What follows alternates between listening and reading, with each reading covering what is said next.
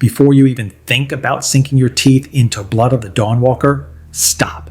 This isn't just another vampire RPG. This is a dark, tragic journey through 14th century Europe.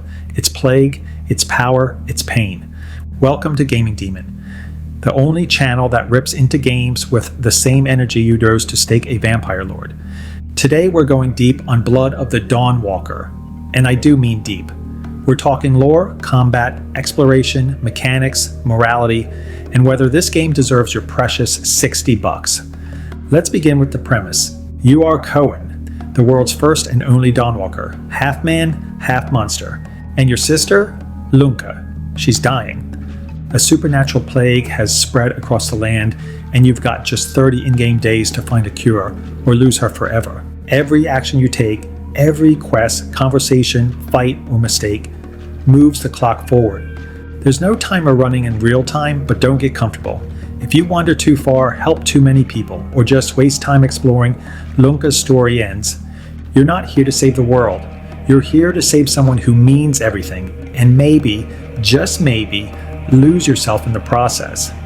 Let's talk gameplay. Blood of the Dawnwalker plays like a brutal mix of Witcher-style swordplay, Dishonored-style traversal, and a hint of Vampire's moral complexity. During the day, you're steel and strategy, parrying with your sword, dodging enemy combos, blocking with your shield. You'll be fighting bandits, cultists, church enforcers, and even other supernatural freaks.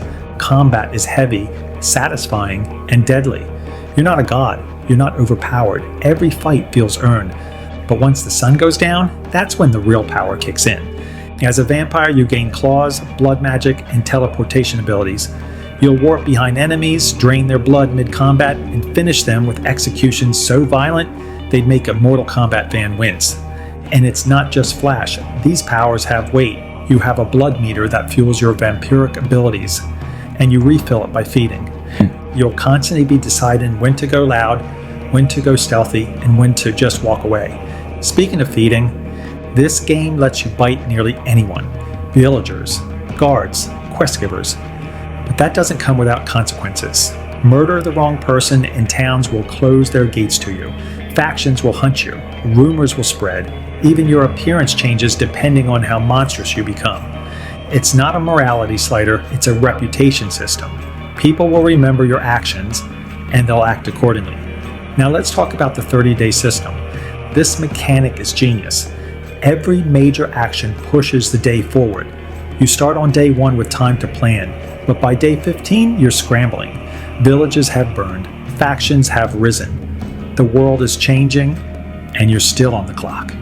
It adds a subtle layer of dread to everything you do. Sure, you could help this weeping villager recover a family heirloom, but that's a full day loss. Do you explore that haunted monastery or chase a lead on Lunka's cure? This isn't a checklist open world, it's a narrative sandbox, and every playthrough will be different. Let me ask you, would you risk everything to help others, or would you stay laser focused on the mission? Let me know in the comments. I want to see how cold you really are. Let's talk about the world. Vale Sangora is one of the most beautifully cursed places I've seen in years. Fog rolls across the hills. Crows scatter from plague-ridden corpses. Cracked stained glass glows from abandoned cathedrals. The art direction screams Eastern European Gothic with a bit of medieval horror. And it's all running on Unreal Engine 5, so expect gorgeous lighting, brutal weather, and terrifying detail. And it's not just visuals, the world is alive. You'll hear rumors in taverns, you'll see people whisper when you walk by. You'll feel the weight of every town suffering. And when you enter a vampire crypt deep in the forest, lit only by blood candles and the sound of dripping stone, yeah, that's immersion. There's no mini-map here. You're meant to listen, explore, talk, ask for directions, or just get completely lost. And I love that. Let's hit the mechanics. Combat aside, Blood of the Dawnwalker features a deep perk and customization system. You'll unlock hexes, vampire powers that let you do everything from summoning bats to performing bone-ripping finishers. There are rituals, mini-quests tied to your vampire heritage that unlock new abilities or alternate endings. And then there's your build path. Are you leaning into your humanity, diplomacy, stealth, empathy, or are you embracing your monstrous side? Intimidation, domination, bloodlust. The more vampire you become, the less people trust you. But the more power you gain. You can also craft weapons, mix blood elixirs, and upgrade gear through reputation and favors, not just money. And that brings us to the towns. Every village is different. Some are ruled by the church, others by outlaws. Some are completely overrun. Depending on who you help or kill, you'll gain allies or enemies that permanently shift your story. Think Witcher 3 meets Frostpunk meets Dishonored. Yeah, it's that wild. Let's slow down a second. Let's talk about Cohen. He's not your typical hero. He doesn't want to be a monster, but he's got no choice. You'll feel his guilt, his confusion, his desperation, especially in dialogue. And Lunka, she's more than a damsel. You'll hear her voice, see her memories, understand her fears. This game is character driven, and that makes the stakes real. Around the halfway point, something happens, and I won't spoil it, but it shakes the whole game structure, and it makes the final days of your journey way more personal. Let's pause. Drop a comment right now and tell me, what's your favorite vampire game of all time? Legacy of Kain? Vampire? Skyrim with mods? I want to know. Let's keep going. Exploration is key here. You'll stumble across abandoned villages, cursed shrines, monster dens, and ancient crypts.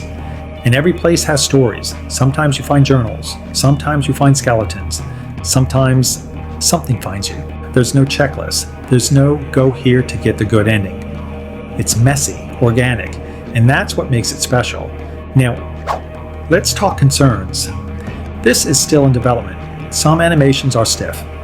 The UI is placeholder. AI sometimes stands around mid-fight, but it's early. And Rebel Wolves, the studio behind this, is packed with ex-Witcher 3 veterans. They get narrative, they get choice, and most importantly, they get fans. This isn't a cash grab, this is passion, and you can feel it. So, should you buy it? If you love games with consequence, atmosphere, brutal combat, and moral complexity, absolutely. If you want perfection and polish day one, wait for reviews. But Blood of the Dawnwalker has soul. It has bite, it has vision. And for me, that's enough. This was Gaming Demon. If you enjoyed the deep dive, smash that like you're slamming a stake through a vampire's chest. Comment your build, your moral alignment, or just scream Dawnwalker gang in the chat. And subscribe for more brutally honest, high-stakes commentary on the games that actually matter. Gaming Demon, signing off. Stay sharp, stay undead.